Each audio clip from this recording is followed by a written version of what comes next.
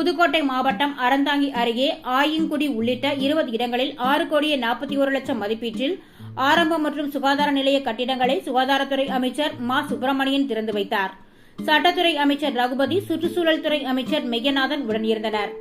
அமைச்சர் சுப்பிரமணியன் செய்தியாளர்களிடம் தெரிவிக்கையில், புதுக்கோட்டை மாவட்டத்தில் 20 இடங்களில் 6,41,00,000 மதிப்பீட்டில் ஆரம்ப மற்றும் சுகாதார நிலைய கட்டிடங்கள் திறந்து வைக்கப்பட்டுள்ளது. மேலும் 78,32,00,000 மதிப்பீட்டில் புதிய கட்டிடங்களுக்கான பணிகள் நடைபெற்றுக் கொண்டிருக்கிறது.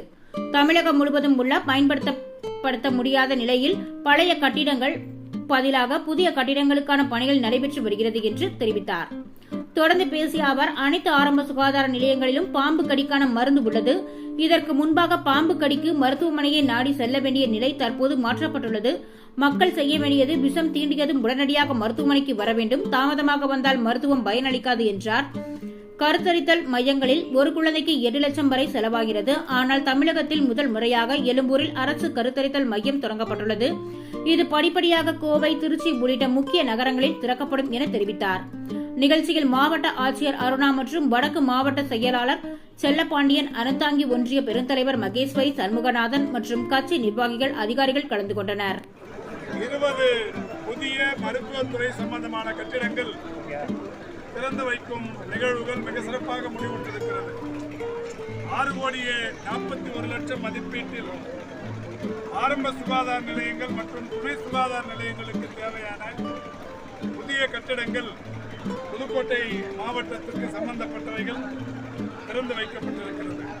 இந்த கட்டிடங்களை பொறுத்தவரை புதுக்கோட்டை மாவட்டத்தின் மருத்துவ சேவைகளை மிக சிறப்பாக முழுமை பெற வைக்கிற வகையில் கட்டிடங்கள் தற்போது பயன்பாட்டிற்கு வந்திருக்கிறது.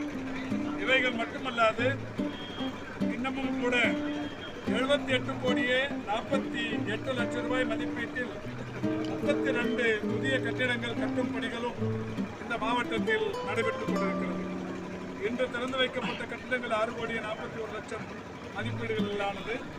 இன்னமும் 78,48,00,000 மதிப்பீடுகளில் 32 இடங்களில் மருத்துவத்துறைக்கு சம்பந்தமான கட்டிடங்கள் கட்டும் பணிகள் நடைபெற்றுக் கொண்டிருக்கிறது.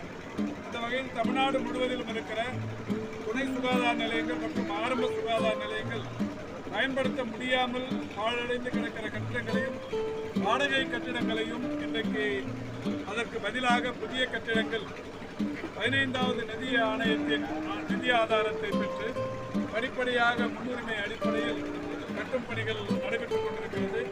அந்த வகையில் புதுக்கோட்டையில் தொடர்ந்து பல்வேறு கட்டிடங்கள் புதிதாக திறந்து வைக்கப்பட்டுக் கொண்டிருக்கிறது, புதிதாக கட்டப்பட்டுக் கொண்டிருக்கிறது.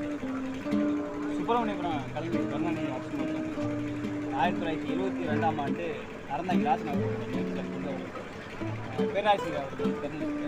அந்த பகுதிக்கு முழு நேர மருத்துவர் தேவைப்படுது அப்படின்னு கோரிக்கை. ஆரம்ப சுகாதார நிலையங்களை பொறுத்தவரை ஒரு மருத்துவமனைக்கு 5 மணியோட